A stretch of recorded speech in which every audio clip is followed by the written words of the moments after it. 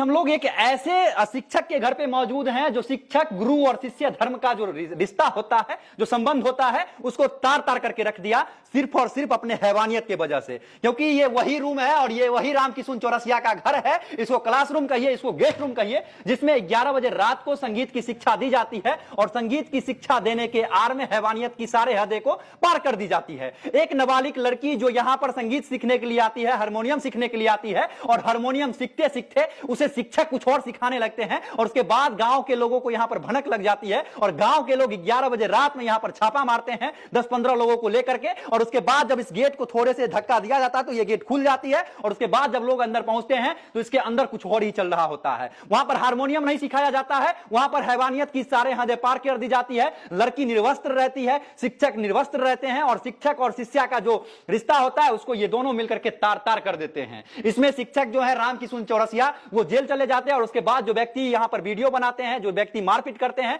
जो व्यक्ति उस बच्ची के कपड़े को फाड़ते हैं, उसकी भी गिरफ्तारी पर अब तलवार लटक चुकी है। क्योंकि यहां के जो एसपी साहब हैं इस मामला को अपने संज्ञान में लिए हैं। यहां आप देख सकते हैं कि लड़की को जिस समय निकाला गया था तो मारपीट किया गया था और पूरा जो है ये चूड़ी आपको दिख रहा होगा जो उस समय मारपीट के बाद यहां पर फूटा था। आप जरा गौर से देखिए, ये परसों रात की घटना है, 11 बजे रात की, और उसके बाद जो है पूरे बेगूसराय जिला में एक हड़कंप मच जाता है। कहा जाता है कि मणिपुर में जिस प्रकार से लड़की को निर्वस्त्र करके रोड पर घुमाया गया था और रोड पर घुमाने के बाद वहां पर रेप किया गया था, गैंग रेप किया गया था, उसी प्रकार की घटना यहां पर हुई है। सिर्फ और सिर्फ फर्क यह है कि यहां पर गैंग रेप नहीं हुई थी, यहां पर जो शिक्षक है वो सिर्फ और सिर्फ उस बच्ची के साथ रेप कर रहे थे। और उसके बाद एसपी साहब के संज्ञान में यह मामला जाती है, एसपी साहब उसे गिरफ्तार करके जेल भेज देते हैं और उसके बाद यहां पर पकड़ने वाले, वीडियो बनाने वाले के ऊपर भी गिरफ्तारी की तलवार लटकती है। जरा देख लीजिए, ये वही कमरा है जिसके अंदर रामकिशुन चौरसिया जो है वो रंगरलिया मना रहे थे अपने शिष्या के साथ और गुरु और शिष्या का जो रिश्ता होता है उसको तार तार कर रहे थे। आप अपनी खुली आंखों से देख सकते हैं, वही रूम है जिसके अंदर रामकिशुन चौरसिया जो है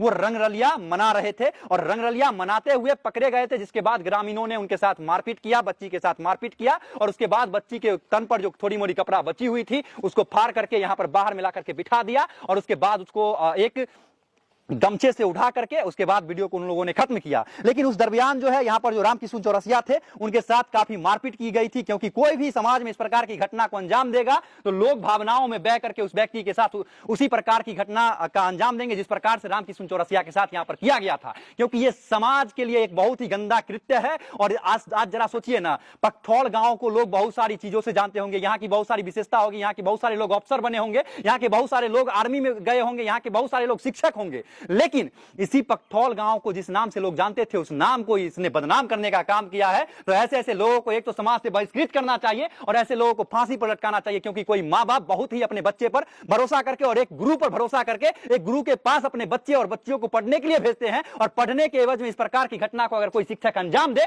तो इसके लिए सबसे पहले अगर कोई नियम हो तो वो फांसी की सजा होनी चाहिए। क्योंकि एक शिक्षक के वजह से न जाने आज हमारे देश के कितने शिक्षक शर्मसार हुए होंगे। एक संगीत शिक्षक जो ये गंदा कृत्य किया है, गंदी हरकत किया है, अपनी हैवानियत की सारे हदें को पार कर दिया है, जो समाज को शर्मसार करने वाली घटना को अंजाम दिया है, ऐसे शिक्षकों को समाज से बहिष्कृत करना चाहिए और इस गांव के लोगों को सबसे ऊपर इन लोगों के ऊपर एक्शन लेना चाहिए। ऐसे लोगों को इस गांव में रहने का कोई अधिकार नहीं है। इस गांव से निकालने में इस गांव के मुखिया का भी सबसे पहले अहम योगदान होना चाहिए। क्योंकि ये कल फिर जेल से आएंगे और कहीं शिक्षा देंगे, लोग धीरे धीरे इस मामला को भूल जाएंगे और उसके बाद फिर यहां पर लोग पढ़ने के लिए बच्चे को भेजने लगेंगे। उसके बाद फिर से ये ऐसी घटना को अंजाम देगा। न जाने इस बार तो ये पकड़े गए थे, ये रामकिशुन चौरसिया इस बार पकड़ा गया था, ये कमीना इंसान, लेकिन इससे पहले कई घटनाओं को ये अंजाम दिया होगा, तभी तो इस प्रकार की घटना को अंजाम अपने दरवाजे पर दे रहा था। न जाने उस बच्ची की उम्र के इसका बेटी होगा, इसका पोती होगा, इसका नतनी होगा, उसके बाद भी इस इंसान को शर्म नहीं आया।